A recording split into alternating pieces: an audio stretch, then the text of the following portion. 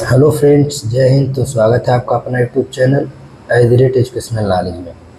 आज हम देखेंगे कक्षा 9 इतिहास के अध्याय 4। जो हमारा अध्याय है वन, समाज एवं उपनिवेशवाद। इसमें देखिए थोड़ा सा हम वनों के बारे में जानेंगे और उद्यानों के बारे में जानेंगे। तो चलिए शुरू करते हैं आज का क्लास। पहले इसमें हम देखेंगे बहुविकल्पी प्रश्न। कह रहा है भारतीय वन सेवा की स्थापना कब हुई? 1850, 1853 में, 1860 में, 1864 में। तो ऑप्शन नंबर डी, ये 1864 में भारतीय वन सेवा की स्थापना हुई। अगला प्रश्न, भारतीय वन अधिनियम कब बना? 1860 में, 1864 में, 1865 में, 1900 में। तो ऑप्शन नंबर सी, 1865 में भारतीय वन अधिनियम बना था। अगला प्रश्न, 1906 में इंपीरियल फॉरेस्ट रिसर्च इंस्टीट्यूट की स्थापना कहाँ हुई थी? देहरादून, कोलकाता में, दिल्ली में, मुंबई में। तो option number A, imperial forest research institute की स्थापना देहरादून में हुई थी। रोपड़ से आप क्या समझते हैं? रोपड़ एक प्रकार की क्या है? कृषि है। तो इसका मतलब क्या होता है? एक खास प्रकार की फसल, धान और गेहूं की फसल, क्षेत्र में फलों की खेती, तिलहन की खेती। तो यहाँ ऑप्शन नंबर ए, एक खास प्रकार की फसल, ये फसल रोपड़ फसल बोई जाती है या कृषि की जाती है।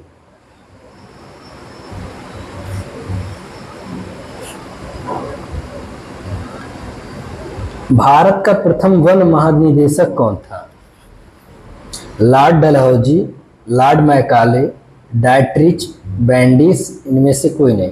तो ऑप्शन नंबर सी, डायट्रिच बैंडिस।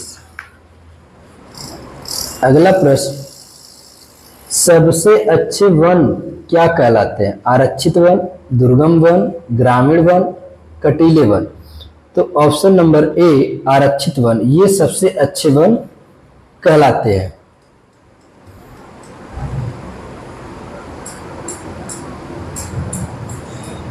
सन 1600 में भारत की भूमि का कितना भाग कृषि अधीन था? छठा भाग, पांचवा भाग, चौथा भाग, तीसरा भाग। तो ऑप्शन नंबर ए, छठा भाग, ये 1600 ईस्वी में कृषि के अधीन था। अगला प्रश्न, कांटेदार छाल वाला वृक्ष कौन सा है? यानी वह वृक्ष जिसके छाल कांटेदार होते हैं। तो साल, टीक, सेमूर, उपरोक्त सभी। तो ऑप्शन नंबर सी, सेमूर का जो वृक्ष होता है उसके जो छाल होते हैं वह कांटेदार होते हैं और ये अपने वहां पाए भी जाते हैं। सेमूर के वृक्ष, जिसे आप अपने भाषा में सेमर भी बोलते हैं। स्थानांतरी कृषि का एक अन्य नाम क्या है? झूम कृषि, रोपड़ कृषि, गहन कृषि, मिश्रित कृषि। तो ऑप्शन नंबर ए, झूम कृषि। आप लोग कमेंट्स में बताइए कि झूम कृषि सबसे ज्यादा भारत में किस राज्य में किया जाता है? वनों के लुप्त होने की प्रक्रिया को क्या कहते हैं? प्रदूषण, वन विनाश, वानिकी, वन उत्पाद। तो ऑप्शन नंबर बी, वन विनाश कहते हैं। चाय के बागानों पर काम करने वाला समुदाय था? मेरुकुला, कोरवा, संथाल, उपरोक्त सभी। तो ऑप्शन नंबर सी, संथाल। ये देखिए एक जनजाति है। तो आप लोग कमेंट्स में ये बताइए कि उत्तर प्रदेश में सबसे ज्यादा कौन सी जनजाति पाई जाती है? इनमें से वाणिज्यिक अथवा नगदी फसल कौन सी है? जूट, कपास, गन्ना, उपरोक्त सभी। तो ऑप्शन नंबर डी उपरोक्त सभी। देखिए जूट, कपास, गन्ना ये सब क्या है? नगदी फसल है। अब यहां से हम लोग अति लघुत्तरी प्रश्न को देखेंगे। दिया है बस्तर और जावा के औपनिवेशिक वन प्रबंध में क्या समानताएं हैं? तो उत्तर हमारा कह रहा है बस्तर और जावा में वनों के औपनिवेशिक प्रबंध में कुछ समानताएं थी।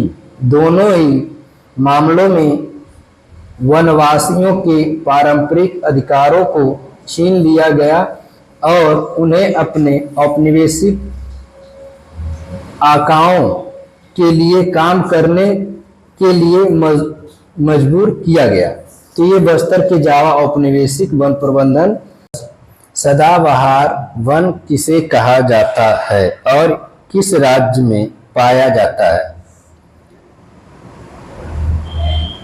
भारत के उष्णकटिबंधीय सदाबहार वन अंडमान और निकोबार द्वीप समूह पश्चिमी घाट में पाए जाते हैं, जो अरब सागर, भारत के समुद्र प्रायद्वीपीय तट और उत्तर पूर्व के असम क्षेत्र में पाए जाते हैं। सदाबहार वन छोटे अवशेष उड़ीसा राज्य में भी पाए जाते हैं।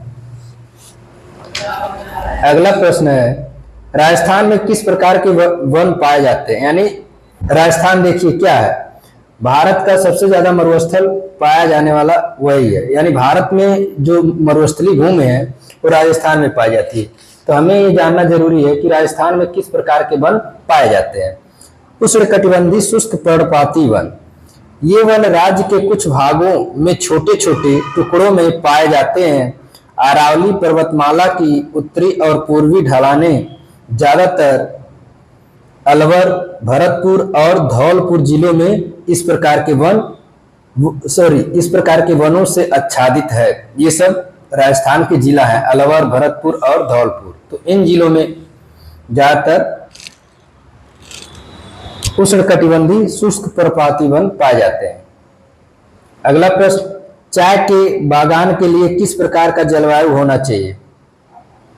चाय के बागान के लिए मध्य गर्म और नम जलवायु सबसे उपयुक्त होती है, जहां 150 से 300 सेंटीमीटर तक अच्छी तरह से वितरित वर्षा हो और 20 डिग्री सेल्सियस से 30 डिग्री सेल्सियस के बीच तापमान रहे। तो ये आज का हमारा क्लास रहा, जो कक्षा 9 के अध्याय 4 इतिहास से अध्याय 4 का आज समापन हुआ। तो प्यारे साथियों, ये आज का क्लास आप लोग को कैसे समझ में आया और कैसा लगा कमेंट्स जरूर करिए और अपने दोस्तों में क्लास को शेयर करिए। और अगर आप हमारे चैनल पर नए हैं तो चैनल को सब्सक्राइब भी करिए। धन्यवाद। अच्छे से पढ़ें।